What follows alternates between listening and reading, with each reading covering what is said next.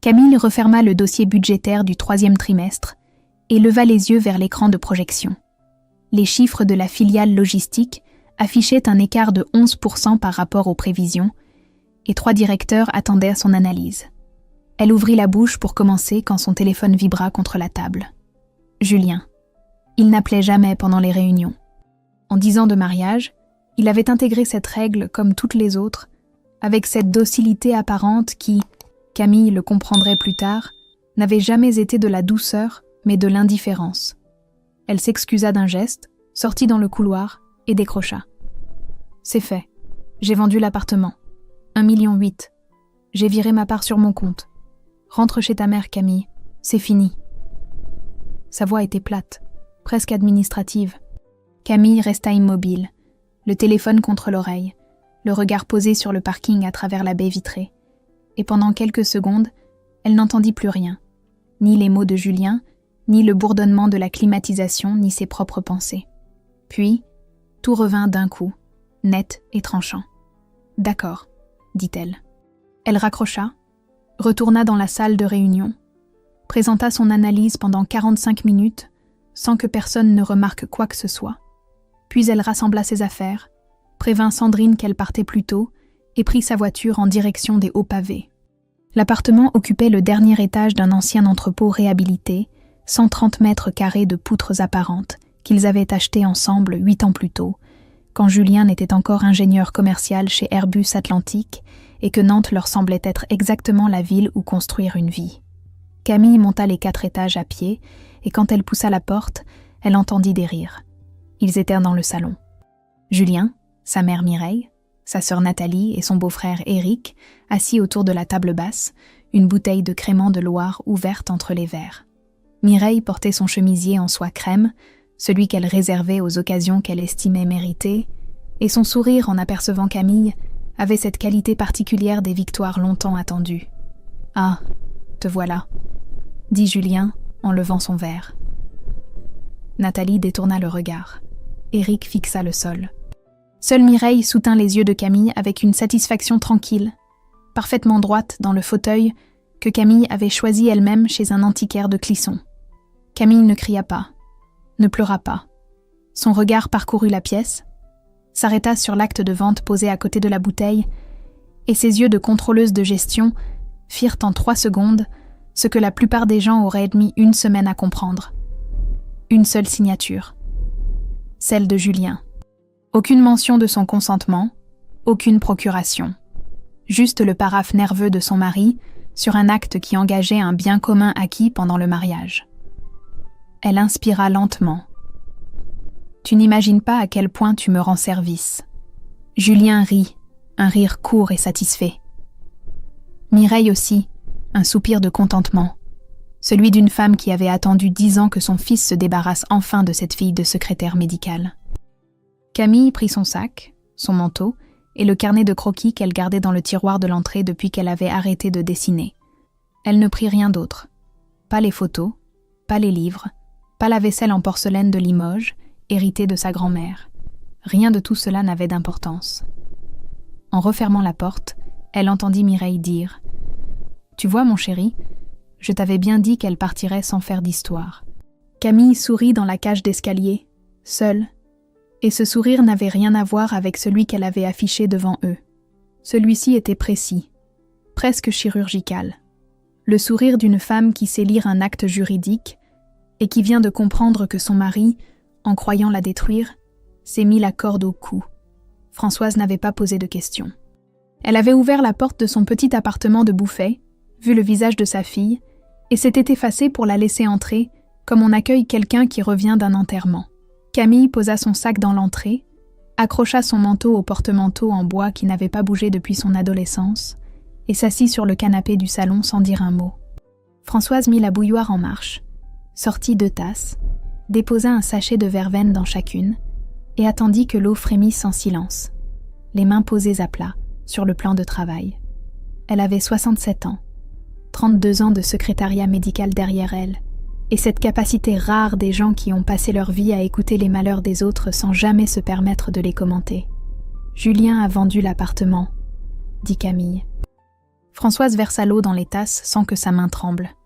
Il a viré sa part sur son compte. Il veut divorcer.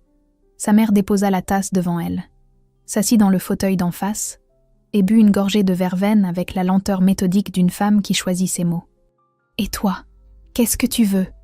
Camille ouvrit la bouche, la referma et sentit quelque chose se fissurer à l'intérieur de sa poitrine. Une fêlure fine et profonde qui partait du sternum et irradiait jusqu'à la gorge. Elle ne pleura pas devant sa mère. Elle but sa verveine, dit qu'elle était fatiguée, embrassa Françoise sur la joue et se retira dans l'ancienne chambre où le lit simple était toujours fait, comme si sa mère avait toujours su qu'un jour, sa fille reviendrait dormir entre ses murs. C'est dans la salle de bain, assise par terre contre la baignoire, que Camille s'effondra. Pas de sanglots spectaculaires.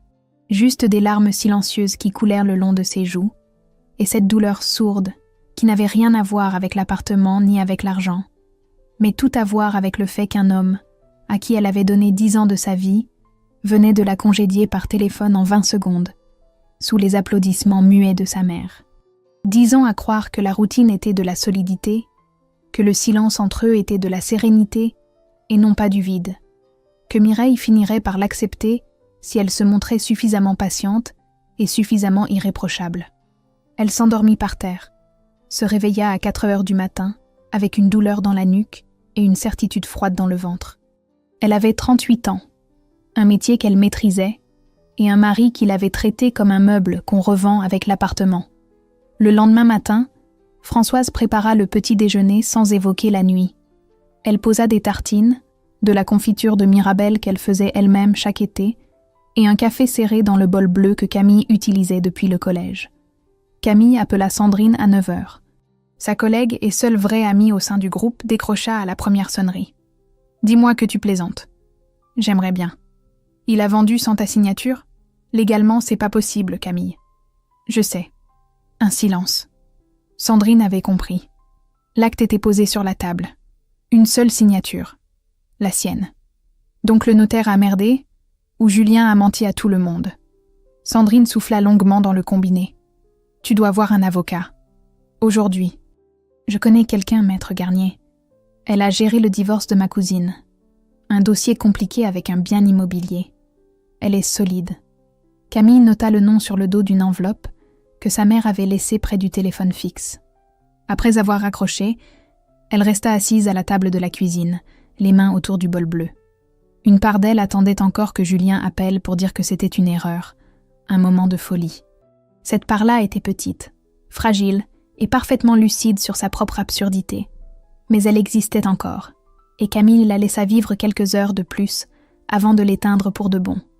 Elle composa le numéro de maître Garnier à 14 heures. Le rendez-vous fut fixé au surlendemain, jeudi à 10 heures. En reposant le téléphone, Camille remarqua le carnet de croquis qu'elle avait posé sur la commode de l'entrée la veille. Elle ne l'avait pas ouvert depuis 3 ans. Elle le prit, le feuilleta lentement, s'arrêta sur un dessin inachevé de la Loire vu depuis le pont Anne de Bretagne. Et pour la première fois depuis la veille, elle ressentit quelque chose qui n'était ni de la colère, ni de la douleur, mais une forme discrète et tenace de clarté. Le cabinet de maître Garnier occupait le 2e étage d'un immeuble en pierre de tuffeau, sur la rue Crébillon. Camille arriva avec 10 minutes d'avance et sentit son estomac se nouer en réalisant qu'elle n'avait jamais eu besoin d'un avocat de sa vie. Maître Garnier était une femme d'une 50aine d'années, cheveux courts, lunettes rectangulaires. Elle écouta Camille pendant 20 minutes sans l'interrompre, et quand Camille eut terminé, elle posa son stylo et la regarda avec le calme de quelqu'un qui a vu passer des dizaines de dossiers semblables. « Votre appartement des Hauts Pavés est un bien commun, acquis pendant le mariage sous le régime légal de la communauté réduite aux acquêts. Votre mari ne pouvait pas le vendre sans votre consentement exprès. C'est l'article 1427 du Code civil. Et il n'y a aucune ambiguïté. La vente est annulable. » Camille hocha la tête. Elle le savait déjà, mais l'entendre dans la bouche d'une avocate transformait l'intuition en certitude. « Ce que j'ai besoin de comprendre, » dit Camille, « c'est comment il a pu aller jusqu'à la signature chez le notaire sans que personne ne vérifie. » Maître Garnier ouvrit un dossier vierge et y glissa les premières notes. Dans la plupart des cas que j'ai vus, le conjoint qui vend seul présente au notaire un acte de propriété à son seul nom, ou bien il produit une attestation sur l'honneur déclarant qu'il est séparé de biens. Certains vont jusqu'à présenter un faux justificatif de domicile séparé. Le notaire a une obligation de vérification, mais s'il reçoit des documents cohérents et qu'il ne creuse pas davantage, la vente passe. C'est une faute professionnelle de sa part, et il engage sa responsabilité civile. Julien a dû déclarer qu'on était séparés de biens, murmura Camille. C'est le scénario le plus probable. Je vais demander au notaire instrumentaire une copie complète du dossier de vente. S'il a menti sur votre régime matrimonial, c'est non seulement une cause de nullité de la vente, mais aussi potentiellement un faux en écriture, ce qui relève du pénal. Camille sentit quelque chose se contracter dans sa poitrine. Le pénal. Elle n'avait pas pensé jusque-là. Elle avait pensé à la trahison, à la lâcheté, à 10 ans gâchés, mais pas à la possibilité que Julien ait commis un délit. « Je ne veux pas le mettre en prison », dit-elle. Maître Garnier la regarda par-dessus ses lunettes. « Nous n'en sommes pas là. Pour l'instant, la priorité est de faire constater la nullité de la vente et de protéger vos droits patrimoniaux. L'acquéreur devra être remboursé, le notaire devra assumer sa part de responsabilité, et votre mari devra rendre des comptes sur les fonds qu'il a virés sur son compte personnel. Chaque chose en son temps. » Camille sortit du cabinet 1 heure plus tard. La pluie fine de novembre tombait sur la rue Crébillon. Elle s'arrêta sous l'auvent d'une librairie et appela Sandrine. L'avocate confirme tout. La vente est annulable. Julien a probablement menti au notaire sur notre régime matrimonial. Et maintenant ? Maintenant, on attend que le notaire transmette le dossier complet. Et Julien ? Il sait que tu as vu une avocate ? Non. Camille raccrocha et resta immobile sous l'auvent. Elle pensa à Julien, à son rire quand elle avait pris son sac, à sa certitude d'avoir gagné. Il ne savait pas encore. Il trinquait probablement encore avec Mireille, convaincu que Camille signerait les papiers du divorce sans résister, parce que c'est ce que Mireille avait toujours dit d'elle, qu'elle était trop douce, trop fille de secrétaire pour se battre. Son téléphone vibra. Un message de Julien. « Tu peux passer récupérer tes affaires samedi. J'ai mis des cartons dans l'entrée. » Camille relut le message 2 fois. Des cartons dans l'entrée. 10 ans de vie commune empaquetés dans du carton ondulé, comme des fournitures de bureau qu'on déménage entre 2 étages. Elle faillit répondre, tapa 3 mots, les effaça, puis verrouilla son téléphone et le glissa dans sa poche. Elle ne répondit pas. Ce silence, Julien ne le comprendrait que bien plus tard. Pour l'instant, il devait le prendre pour de la résignation. Mais ce n'était pas de la résignation. C'était le calme précis et méthodique d'une femme qui a passé 15 ans à analyser des bilans, à repérer les écarts, à poser les bonnes questions au mauvais moment, et qui venait d'appliquer exactement les mêmes compétences à sa propre vie. En rentrant chez sa mère, Camille trouva Françoise assise à la table de la cuisine, ses lunettes de lecture sur le nez, occupée à remplir une grille de mots croisés du Ouest-France. Elle leva les yeux, vit le visage de sa fille, et dit simplement « Il y a de la soupe ». Camille s'assit, mangea la soupe, et pour la première fois depuis 3 jours, elle sentit que le sol sous ses pieds avait cessé de trembler. Ce fut Sandrine qui lui apprit, le lundi suivant, entre 2 cafés à la machine du 3e étage. Elle avait hésité. Camille le vit à sa façon de tourner la cuillère dans son gobelet sans boire et finit par lâcher la chose d'un bloc, comme on arrache un pansement. Julien raconte partout que c'est toi qui es parti, que tu l'as quitté pour un collègue, que l'appartement, il l'a vendu parce que tu refusais de négocier le partage. Camille reposa son café sur le rebord de la machine. Le couloir sentait le plastique chaud et le détergent industriel. Et quelque part, à l'étage du dessous, une imprimante ronronnait dans le silence de la pause déjeuner. Qui raconte ça ? Sa sœur. Nathalie a appelé Virginie, tu sais, la femme de Thomas qui connaît Delphine du service commercial, qui me l'a répété ce matin en croyant que j'étais déjà au courant. Camille ferma les yeux 3 secondes. Le circuit était parfait. Nathalie lançait la rumeur. Mireille l'alimentait probablement depuis le salon de Carquefou, et Julien n'avait même pas besoin de salir les mains. Sa famille s'en chargeait avec le zèle méticuleux des gens qui protègent les leurs en détruisant les autres.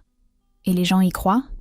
Sandrine ne répondit pas tout de suite, et ce silence fut plus douloureux que n'importe quel mot. Certains, oui. Ceux qui ne te connaissent pas vraiment. Ceux qui préfèrent la version simple. Camille hocha la tête lentement.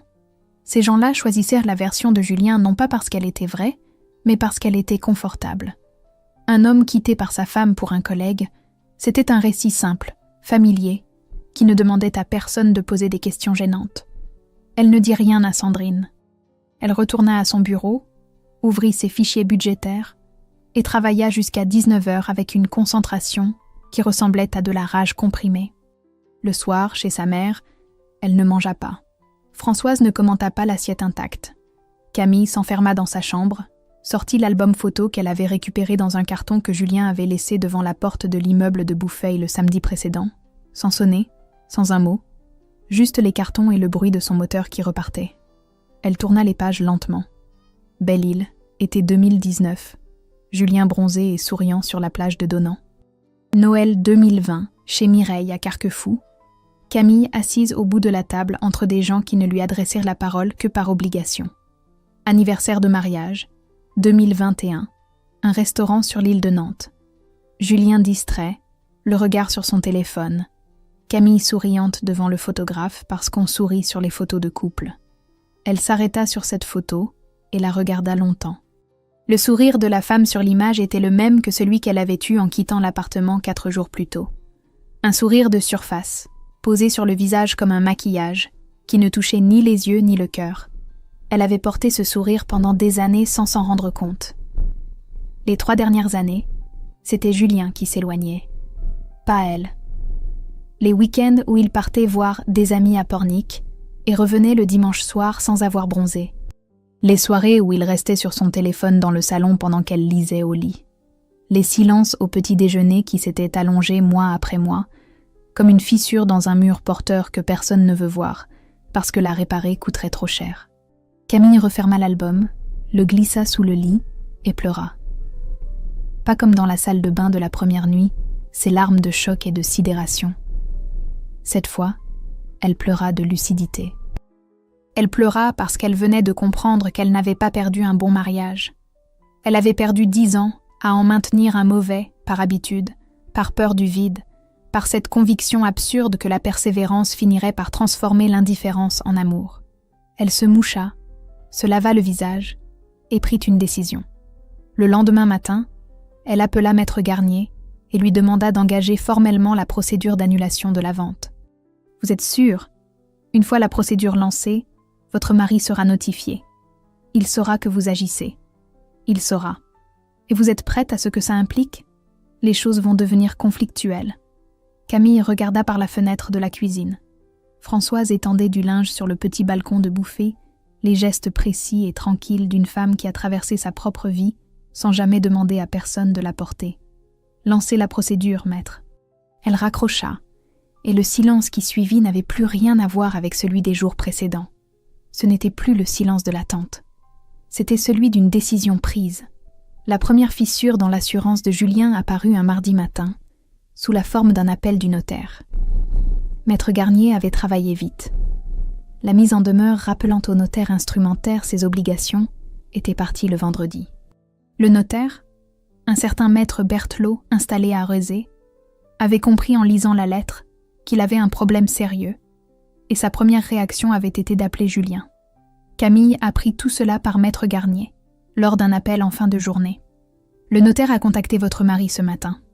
D'après ce que j'ai pu reconstituer, Julien lui avait effectivement présenté une attestation sur l'honneur déclarant être séparé de biens. Le notaire n'a pas vérifié au-delà. Il est en panique. Et l'acquéreur ? Ils ont été informés par le notaire que la vente pourrait être annulée. Ce sont des retraités, un couple qui a vendu leur maison à Saint-Herblain pour acheter votre appartement.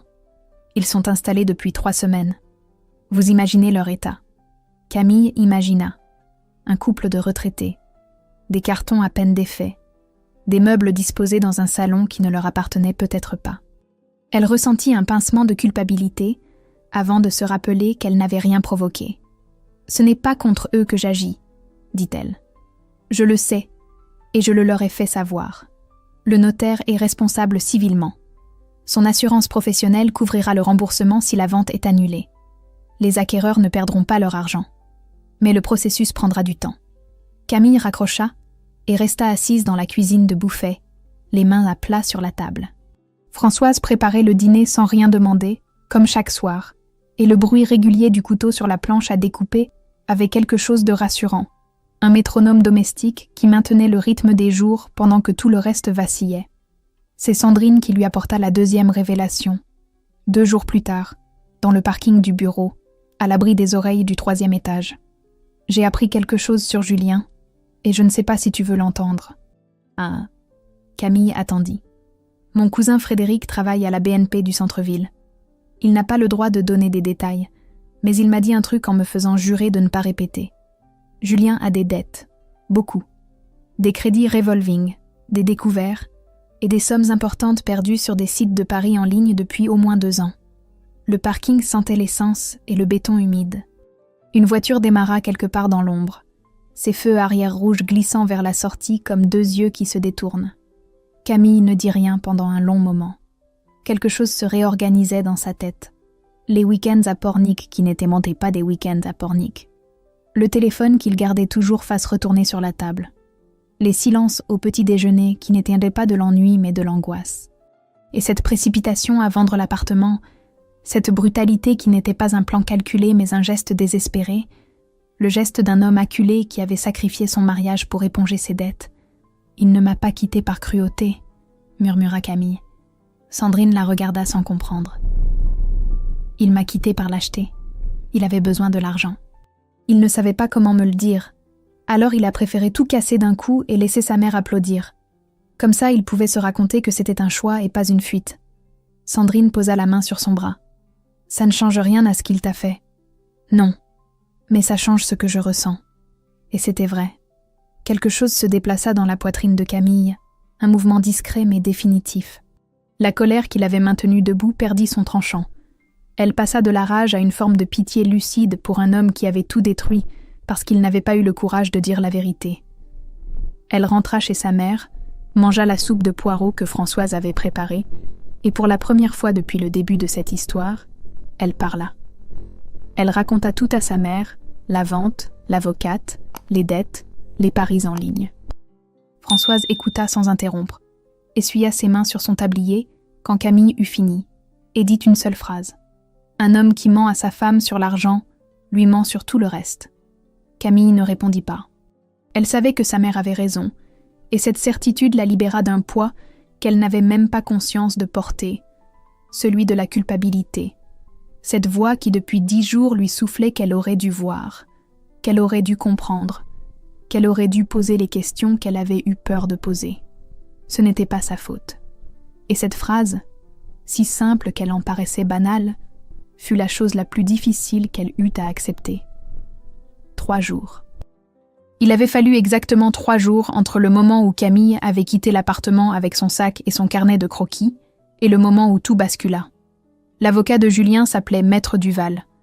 C'était un homme méthodique, spécialisé en droit des affaires, que Julien avait choisi précisément parce qu'il ne s'occupait pas de droit familial et ne poserait donc pas les questions gênantes.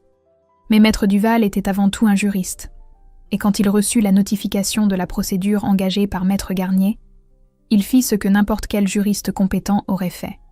Il demanda à voir le dossier complet. Ce qu'il découvrit le fit décrocher son téléphone immédiatement. « Monsieur Renaud, il faut qu'on se voie.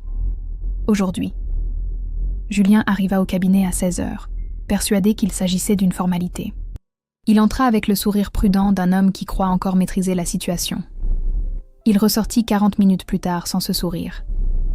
Maître Duval lui avait exposé les faits avec la précision clinique d'un chirurgien qui annonce un diagnostic. La vente de l'appartement des Hauts-Pavés était nulle. L'attestation sur l'honneur déclarant un régime de séparation de biens constituait un faux en écriture. Le notaire, Maître Berthelot, avait déjà contacté son assurance professionnelle et envisageait de déposer plainte contre Julien pour l'avoir induit en erreur. L'acquéreur pouvait se retourner contre Julien pour dommages et intérêts. Et Camille, en tant que copropriétaire lésé, était en position de force absolue. Vous comprenez ce que cela signifie, monsieur Renaud ? Votre femme n'a même pas besoin de porter plainte. Le notaire le fera pour elle. Et si le parquet s'en mêle, on parle de faux et usage de faux, ce qui est un délit passible de 3 ans d'emprisonnement. Julien n'avait rien dit, parce qu'il n'y avait rien à dire.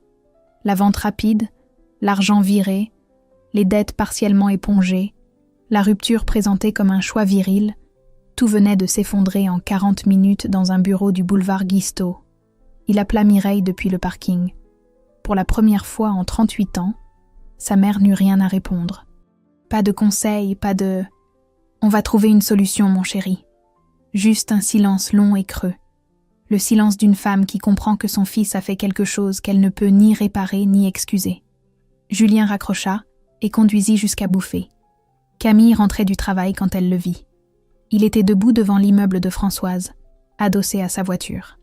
Il avait maigri, ses yeux étaient rouges, et il avait cette posture affaissée des gens dont la colonne vertébrale ne soutient plus rien.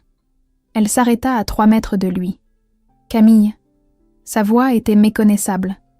Plus rien de l'assurance plate du coup de téléphone, plus rien du rire satisfait du salon. Juste un filet de voix cassée qui cherchait ses mots. « Je suis désolée. Je sais que ça ne suffit pas. Je sais que j'ai tout détruit. Mais il faut que tu comprennes. J'étais acculée. Les dettes, les paris. Je ne savais plus quoi faire. J'ai paniqué. J'ai fait la pire chose de ma vie, et je le sais. » Camille ne bougea pas. Elle le regarda, et ce qu'elle vit ne fut ni le mari qu'elle avait aimé, ni l'homme qui l'avait trahi, mais quelqu'un d'autre. Un inconnu pathétique qui avait joué leur vie commune sur un écran d'ordinateur et qui venait maintenant lui demander de ramasser les morceaux. « S'il te plaît, Camille, dis à ton avocate d'arrêter la procédure. On peut trouver un arrangement. Je te rembourserai ta part. Je trouverai un moyen. Je te jure que je trouverai. » Il tomba à genoux sur le trottoir. Littéralement. Ses genoux heurtèrent le béton mouillé de novembre avec un bruit sourd, et ses mains se posèrent sur les pavés comme celles d'un homme qui prie, sauf qu'il ne priait pas, il suppliait, et la différence entre les deux est que la prière s'adresse à quelqu'un qui peut pardonner, tandis que la supplication s'adresse à quelqu'un qui n'en a plus l'obligation. Camille le regarda longuement. Une voisine de l'immeuble passa derrière elle, ralentit le pas, détourna les yeux et disparut dans le hall. La pluie commençait à tomber, fine et froide, et Julien restait à genoux sur le trottoir de Bouffay, trempé, défait. Quand Camille parla enfin, sa voix était calme, sans colère, sans mépris, juste une tristesse limpide qui pesait plus lourd que n'importe quel cri. « Tu aurais pu me parler de tes dettes, Julien. On aurait trouvé une solution. On aurait vendu l'appartement ensemble, remboursé ce qu'il fallait rembourser, et peut-être qu'on serait encore debout tous les deux. Mais tu as choisi ta mère plutôt que ta femme. Tu as choisi le mensonge plutôt que la confiance. Et ça, je ne peux pas le réparer. » Elle le contourna, poussa la porte de l'immeuble et monta les escaliers sans se retourner. Elle ne dormit pas cette nuit-là, non pas à cause de la colère, ni de la tristesse, mais à cause d'une question qui tournait dans sa tête comme un animal en cage et qui refusait de se laisser attraper. Qu'est-ce qu'elle voulait, exactement? Maître Garnier lui avait envoyé un message dans la soirée, après que Julien eut quitté le trottoir de Bouffay. Un message bref, professionnel, qui résumait la situation en 3 lignes. La procédure d'annulation suivait son cours. Le notaire coopérait. Et Camille avait désormais 2 options. La première était la voie dure. Annulation de la vente, plainte pour faux, saisie conservatoire sur le compte de Julien. Camille obtiendrait la restitution intégrale de sa part. Plus des dommages, plus une condamnation pénale. La deuxième était la négociation. Un accord amiable dans lequel Julien restituerait la part de Camille, accepterait un divorce par consentement mutuel, et Camille renoncerait à la plainte pénale. Plus rapide, moins destructeur, mais cela supposait qu'elle accepte de ne pas aller jusqu'au bout. Elle se leva à 5 heures du matin, prépara un café dans la cuisine silencieuse de Bouffay, et s'assit à la table dans la lumière bleutée de l'aube. Le bol bleu du collège entre les mains, elle regarda les toits mouillés par la fenêtre, et pensa à Julien à genoux sur le trottoir, à ses mains sur les pavés, à sa voix cassée. Elle ne l'aimait plus. Elle en était certaine maintenant, mais elle ne le haïssait pas non plus, et c'est cette absence de haine qui rendait la décision difficile. Haïr Julien aurait été plus simple. La haine est un moteur confortable parce qu'il ne demande aucune réflexion. Françoise apparut à 6 heures, en robe de chambre, les cheveux encore défaits. Elle vit sa fille assise dans le noir avec un café froid et ne dit rien pendant un moment. Puis elle s'assit en face d'elle. Tu penses à quoi? À ce que je vais faire de Julien. Le détruire ou le laisser se détruire tout seul? Camille regarda sa mère avec surprise. Françoise n'avait jamais été une femme de formule, mais celle-ci était d'une précision chirurgicale. Il y a une différence? Toute la différence du monde, ma fille. Si tu le détruis, tu porteras ça. Si tu le laisses se détruire, c'est lui qui porte. Camille appela Sandrine à la pause déjeuner. Moi, je négocierai.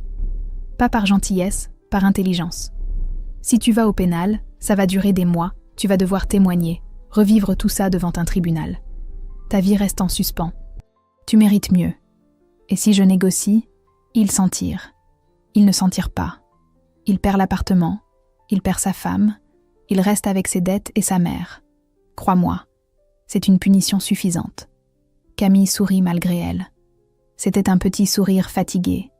Le premier vrai sourire depuis le trottoir de Bouffay. Et il contenait quelque chose qu'elle n'avait pas ressenti depuis longtemps. Une forme d'humour noir qui était peut-être le signe que quelque chose en elle commençait à cicatriser. Elle appela Maître Garnier à 17h. J'ai pris ma décision. Je vous écoute. Je veux un accord. Annulation de la vente. Restitution intégrale de ma part. 900 000 €. Divorce par consentement mutuel. Et je ne dépose pas plainte au pénal pour le faux en écriture. Un silence. C'est généreux, Madame Renaud. Ce n'est pas de la générosité. C'est un choix. Je ne veux pas passer les 2 prochaines années dans un tribunal à regarder Julien. Je veux récupérer ce qui m'appartient et avancer. Et les dettes de jeu? Vous les mentionnez dans la négociation? Camille hésita. Elle savait que cette information était une arme. Si les dettes de jeu de Julien étaient révélées dans le cadre de la procédure, sa position deviendrait encore plus fragile. Et Mireille, qui ne savait probablement rien, découvrirait que son fils n'était pas la victime qu'elle croyait défendre. Non, je garde le silence sur les dettes. Par décence. Pas pour lui, pour moi. Je ne veux pas devenir le genre de personne qui utilise la honte de quelqu'un comme monnaie d'échange. Maître Garnier marqua une pause, et quand elle reprit la parole, sa voix avait perdu son ton strictement professionnel pour laisser transparaître quelque chose qui ressemblait à du respect. Je transmets votre proposition à Maître Duval demain matin. Je vous tiens informé. Camille raccrocha. Par la fenêtre de la cuisine, elle vit que la pluie avait cessé et qu'un reste de lumière orange persistait au-dessus des toits de Bouffay. Elle ouvrit le carnet de croquis à la page du pont Anne de Bretagne, prit un crayon, et pour la première fois depuis 3 ans, elle dessina. Julien accepta l'accord en moins de 24 heures. Maître Duval avait dû lui expliquer, avec la patience résignée d'un homme qui sait que son client n'a plus aucune carte à jouer, que la proposition de Camille était non seulement raisonnable, mais miraculeusement clémente, et que toute tentative de négociation à la baisse serait accueillie par Maître Garnier avec le mépris qu'elle méritait. La vente fut annulée par voie judiciaire. Le notaire, dont l'assurance professionnelle couvrit le remboursement des acquéreurs, reçut un blâme de la chambre départementale. Le couple de retraités de Saint-Herblain récupéra son argent et Camille apprit par Maître Garnier qu'il ne lui en voulait pas. Les 900 000 € furent restitués sur un compte séparé en 3 semaines. Le divorce par consentement mutuel fut enregistré chez un notaire rue Voltaire, dans un bureau où Julien et Camille se retrouvèrent côte à côte pour la dernière fois. Julien signa sans lever les yeux. Camille signa en regardant droit devant elle. Ils ne se dirent pas un mot. Le confronto avec Mireille eut lieu 3 jours plus tard, et Camille ne l'avait pas cherché. Elle rentrait chez sa mère quand elle vit la Peugeot gris métallisée de Mireille garée devant l'immeuble. Son premier réflexe fut de faire demi-tour, mais quelque chose en elle refusa de céder du terrain une fois de plus, et elle poussa la porte. Mireille était dans l'escalier, au premier palier, debout face à Françoise qui lui bloquait le passage avec le calme immobile d'un rocher dans un courant. Les 2 femmes se regardaient en silence quand Camille apparut dans leur champ de vision. « Ah, te voilà !» dit Mireille. C'étaient les mêmes mots que Julien avait prononcés dans le salon des hauts pavés, le soir du crément, et l'écho fit monter quelque chose de chaud dans la gorge de Camille. Françoise se tourna vers sa fille, avec un regard qui disait clairement qu'elle pouvait faire disparaître Mireille en 3 mots, mais qu'elle attendait la permission. « Laisse-la parler, maman. » Françoise s'écarta. Mireille monta les dernières marches et se planta devant Camille dans le couloir étroit du 2e étage, son sac à main serré contre elle comme un bouclier. « Tu es contente de toi? Tu as détruit mon fils. Il a tout perdu. L'appartement, l'argent, sa réputation. Il vit chez moi à Carquefou comme un adolescent. Tu as fait ça pour te venger, Camille. Ne me dis pas le contraire. Camille écouta sans interrompre. Elle regarda cette femme qui avait passé 10 ans à la traiter comme une intruse, à corriger sa façon de mettre la table, à rappeler à Julien devant tout le monde qu'il aurait pu faire mieux. Et elle sentit non pas de la colère, mais une lassitude définitive, celle qu'on ressent devant un problème qu'on a enfin cessé d'essayer de résoudre. Votre fils s'est détruit tout seul, Mireille. Il a vendu un appartement qui ne lui appartenait pas, en mentant à un notaire, pour éponger des dettes qu'il vous cachait autant qu'à moi. Je n'ai rien détruit. J'ai simplement refusé de me laisser dépouiller en silence. Mireille ouvrit la bouche, la referma. Quelque chose vacilla dans ses yeux, une lueur brève qui pouvait être de la surprise ou de la honte. Camille ne saurait jamais laquelle. Et vous l'avez aidé, poursuivit Camille. Pas en complotant, non. En lui apprenant depuis toujours qu'il pouvait traiter une femme comme un obstacle à contourner. En applaudissant chaque fois qu'il prenait une décision sans me consulter. En trinquant le jour où il m'a mise dehors. Mireille recula d'un pas, les lèvres serrées, le menton levé, cette armure de dignité blessée que portent les gens qui savent qu'on a raison, mais refusent de l'admettre. Je suis sa mère. Et moi, j'étais sa femme. Pendant 10 ans. Et vous n'avez jamais accepté que ces deux choses puissent coexister. Mireille ne répondit pas. Elle passa devant Camille, descendit les escaliers, et la porte de l'immeuble se referma derrière elle, avec un claquement sourd qui résonna dans la cage d'escalier. Françoise apparut sur le palier, les bras croisés. Elle reviendra ? Non. Camille en était certaine. Non pas parce que Mireille avait compris, mais parce que Mireille avait perdu, et les gens comme elle ne reviennent jamais là où ils ont perdu. Le soir, son téléphone vibra. Un SMS de Julien, le 3e en 1 semaine. Un paragraphe confus où il disait regretter certaines choses, tout en lui reprochant d'avoir tout rendu public. Camille lut le message une fois, posa le téléphone sur la table de nuit et ouvrit les paramètres de contact. Elle appuya sur « Bloquer ce numéro » sans hésitation, avec le geste simple et net de quelqu'un qui ferme un dossier qu'il a fini d'analyser. Puis elle éteignit la lumière, et pour la première fois depuis le coup de fil de Julien, elle s'endormit avant minuit. 6 mois passèrent, et Nantes changea 2 fois de saison. Camille signa l'acte d'achat de son nouvel appartement un jeudi de mai. 65 mètres carrés au 4e étage d'un immeuble des années 30 sur l'île de Nantes, du parquet ancien, des murs blancs et des fenêtres hautes qui laissaient entrer une lumière que l'ancien duplex des hauts pavés n'avait jamais eue. Une lumière simple, directe, sans ombre. Elle avait choisi cet appartement pour une seule raison. La fenêtre de la chambre donnait sur la Loire et sur le pont Anne de Bretagne, celui qu'elle avait dessiné dans son carnet 3 ans plus tôt et qu'elle n'avait jamais fini. Elle le finit en juin, assise sur le balcon avec un café et un crayon, pendant que le soleil montait au-dessus du fleuve. Le dessin n'était pas parfait, les proportions légèrement décalées, la perspective un peu fuyante. Mais il était terminé. Et Camille découvrit ce matin-là que finir quelque chose qu'on avait abandonné procure une satisfaction plus profonde que d'en commencer une nouvelle. Au bureau, elle avait obtenu la responsabilité du contrôle de gestion pour la filiale européenne. La promotion n'avait rien à voir avec son divorce. Elle avait simplement continué à travailler avec rigueur pendant que tout s'écroulait, et sa directrice financière avait remarqué que les analyses de Camille étaient les seules qu'elle n'avait jamais besoin de faire corriger. Le nouveau poste lui rapportait 3 400 € par mois, et Camille avait ouvert un plan d'épargne avec la discipline de quelqu'un qui a appris que la sécurité ne se délègue à personne. Françoise venait dîner chaque mercredi. Elle apportait toujours quelque chose. Un pot de confiture de Mirabelle, un bouquet du marché de Talensac, une grille de mots croisés qu'elle n'arrivait pas à finir. Ces mercredis soirs étaient devenus le centre de gravité de la semaine de Camille, un point fixe autour duquel le reste tournait sans vertige. Sandrine l'emmenait courir le dimanche matin le long de la Loire, et Camille, qui n'avait jamais couru, découvrit que ses jambes pouvaient la porter sur 8 kilomètres à condition de ne pas penser à la distance et de simplement mettre un pied devant l'autre. Elle rencontra Alexandre un samedi de juin, lors d'un vernissage sur l'île de Nantes. Il était architecte urbaniste, il travaillait sur la réhabilitation d'un ancien hangar portuaire, et il regardait une aquarelle de la Loire avec l'attention de quelqu'un qui sait lire un paysage. Camille s'approcha parce que l'aquarelle représentait le pont Anne de Bretagne, vu sous un angle presque identique à celui de son propre dessin. Ils parlèrent 20 minutes, puis 1 heure. Il proposa un café. Elle accepta. Ils se revirent le jeudi, puis le samedi. Et les conversations passèrent des ponts aux livres, des livres à ces silences confortables qui s'installent entre deux personnes quand aucune des deux n'essaie de combler le vide.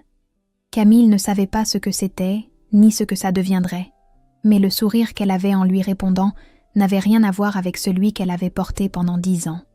Celui-ci partait de l'intérieur et montait sans effort.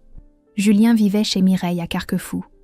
Il avait perdu son poste chez Airbus Atlantique à cause des absences répétées que les dettes et les procédures avaient engendrées.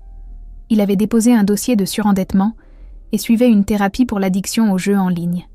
Camille l'apprit par Sandrine, qui le tenait de Delphine, qui le tenait de Nathalie. Elle n'éprouva rien en l'apprenant.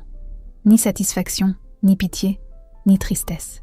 Juste une absence totale de sensations, comme lorsqu'on passe devant un immeuble où l'on a vécu autrefois et qu'on ne ressent rien parce que la personne qui y vivait n'existe plus. Un soir de juillet, en rangeant un tiroir de sa commode, elle tomba sur son ancien téléphone. Elle le ralluma par curiosité, attendit que l'écran s'éclaire et ouvrit la conversation WhatsApp avec Julien. Des centaines de messages, des années de « je rentre tard », de « tu veux quoi pour le dîner », de « bonne nuit », envoyés depuis la pièce d'à côté. Elle fit défiler la conversation jusqu'au dernier message de Julien, celui des cartons dans l'entrée, et resta immobile un moment. Puis elle appuya sur « supprimer la conversation », confirma et posa le téléphone sur la commode. Le lendemain matin, elle ouvrit les volets de sa chambre sur l'île de Nantes, vit le pont Anne de Bretagne dans la lumière de juillet et prépara son café dans la cuisine silencieuse de son appartement à elle, celui que personne ne pouvait vendre sans son consentement, celui où personne ne trinquait à sa disparition, celui où le seul bruit était le murmure de la bouilloire et, quelque part en dessous, le souffle patient et continu de la Loire.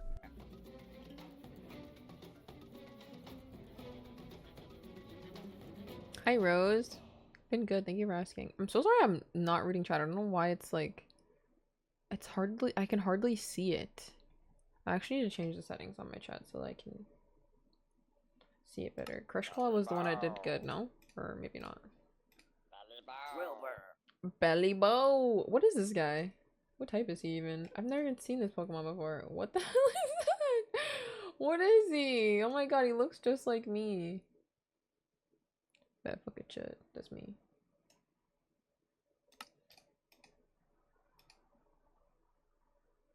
It failed.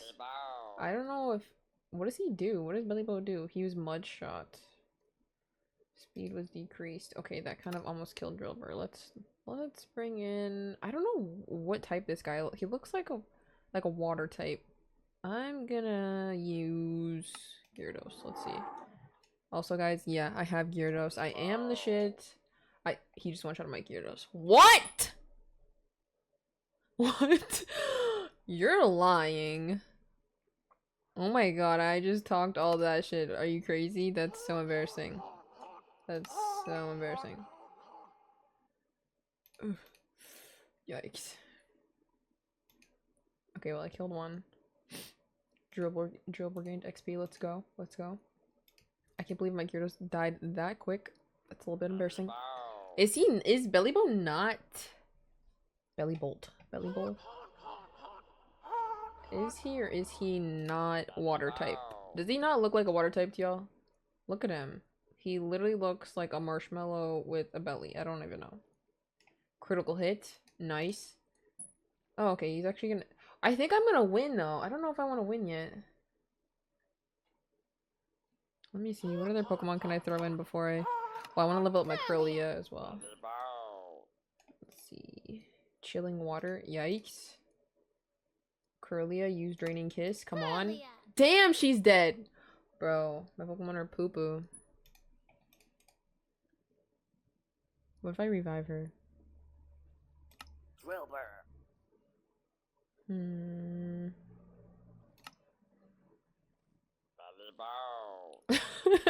This guy's fucking Belly Bowl over and over again. Belly bow. Paralyzed Drilver. Okay, let's try to use Sandstorm. I don't think it's gonna work though. Yeah, I can't move. What will Drilver do? Let's. Okay, I literally can't move him. Let me move. Let me go. I don't know what type he is still.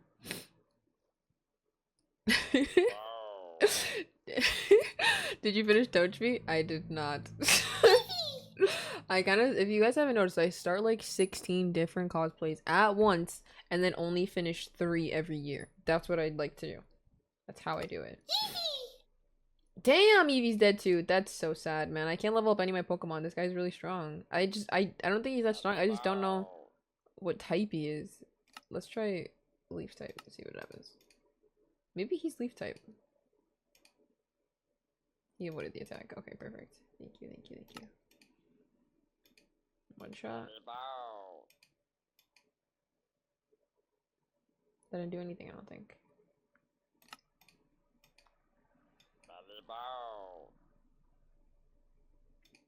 Okay, I don't think he's not doing damage to me. What is he doing? He keeps using Mud Shot, it's not working. Bro, Loki, I just keep stomping on him now. Tekken? Yeah, I've played Tekken like once or twice.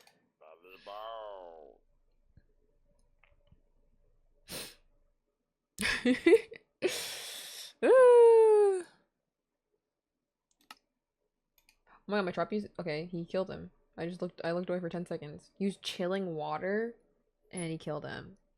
Dang! Okay, my Drillbur is gonna get so much HP though. Like, I mean XP. He's gonna get so much XP and he's gonna shit on him right now. Damn! Chat, I thought I was gonna win this fight too. I got cooked. I got cooked. I got cooked. I got cooked. Oh my god. No, I win. I actually win. Never mind. Let's hit him with a Shadow Punch. 0.9? How is he alive? You're lying. Oh my god, oh my god. Wait, he actually almost beat me. I won. I won?